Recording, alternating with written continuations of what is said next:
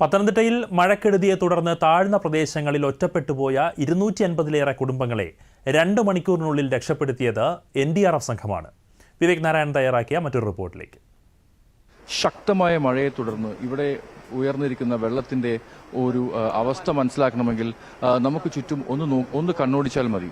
അതായത് ഇവിടെയുള്ള വെള്ളം മിക്ക വീടുകളിലും വെള്ളം കയറി എന്ന് മാത്രമല്ല, വെള്ളത്തിന്റെ ശക്തി പൂർവാധികം ശക്തിയുമായിട്ടാണ് വെള്ളം പല സ്ഥലത്തും വരുന്നത്. നമ്മളിപ്പോൾ NDRFന്റെ ബോട്ടിലാണുള്ളത്. NDRFന്റെ ഉദ്യോഗസ്ഥന്മാർ നമ്മോടൊപ്പം ഉണ്ട്. അവർ പറയുന്നത് വെച്ച് കഴിഞ്ഞാൽ ഈ ഏരിയയിലൊക്കെ വെള്ളം കയറി എന്ന് മാത്രമല്ല, പലർക്കും ഇവിടെ നിൽക്കാൻ തന്നെ പറ്റുന്നില്ല എന്നുള്ളൊരു അവസ്ഥയുമുണ്ട്. നമുക്ക് ചുറ്റും ഇപ്പോൾ ക്യാമറ ഒന്ന് പാൻ ചെയ്ത് കഴിഞ്ഞാൽ നമുക്ക് മനസ്സിലാകും ഇവിടെയുള്ള വാഴത്തോട്ടങ്ങളും കവുങ്ങും കൃഷിയും ഇവിടെയുള്ള പല മനുഷ്യരും ഇവിടെ നിന്ന് ഒഴിഞ്ഞിരിക്കുകയാണ്. വളരെ ഒരു ഭയാനകമായ ഒരു അവസ്ഥയാണ് ഇപ്പോൾ നമുക്ക് ചുറ്റും കാണാൻ പറ്റുന്നത്. കാരണം വെള്ളത്തിന്റെ ഒരു ശക്തി ഇപ്പോൾ നിങ്ങൾക്ക് കാണാം. വെള്ളത്തിന്റെ ശക്തി വളരെ സ്ട്രോങ് ആയിട്ടാണ് വാട്ടർ കറന്റ്സ് ഇവിടെ നിന്ന് പോകുന്നത്. 2018 തൊട്ട് നമ്മൾ അനുഭവിച്ചുകൊണ്ടിരിക്കുന്ന ഒരു ദുരിതമാണിത്. കാര്യം എന്ന് വെച്ചാൽ ഈ 2018-ലെ ഈ പ്രളയം വന്ന പിന്നെ ഈ നദികൾ മുഴുവൻ മണ്ണുകൊണ്ട് മൂടിയതിന്റെ ഒരു ഫലമാണ് നമ്മൾ ഈ അനുഭവിക്കുന്നത്. പക്ഷേ ഇവിടുത്തെ കൃഷിയും കാര്യങ്ങളും ഇവിടെ മുഴുവൻ കൃഷി സ്ഥലങ്ങളാണ്. ഇത് മുഴുവൻ ടഫായി. ഏത്തവാഴയുണ്ട്, ചേനയുണ്ട്, മഞ്ഞളുണ്ട്, എല്ലാ കാര്യങ്ങളും കഴിഞ്ഞു. ഈ NDRF ഉദ്യോഗസ്ഥന്മാർ വളരെയേറെ റിസ്ക് എടുത്തിട്ട് തന്നെയാണ് ഇങ്ങനൊരു ഓപ്പറേഷൻ ഇവിടെ നടത്തുന്നത് എന്ന് വേണം നമുക്ക് മനസ്സിലാക്കാൻ.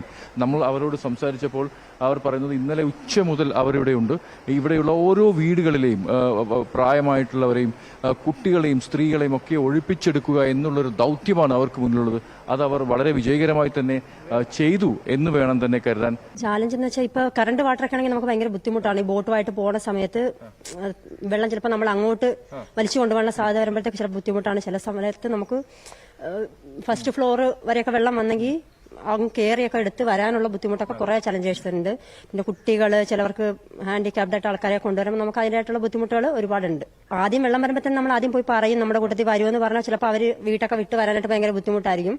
പിന്നെ രണ്ടാമത് ഫോൺ ചെയ്തിട്ടാണ് നമ്മൾ അവരെ പോയിട്ട് പറയും. ഇനി വെള്ളം വന്നു കഴിഞ്ഞാൽ ചിലപ്പോൾ നമുക്ക് അങ്ങോട്ട് എടുക്കാൻ പറ്റാത്ത അവസ്ഥയാകുമ്പോഴത്തേക്ക് നമ്മൾ പറയുമ്പോൾ അവർ കൂട്ടത്തിൽ കൊണ്ടുവന്ന് അവരെ സേഫ് എല്ലാവരും വരുന്നുണ്ട്.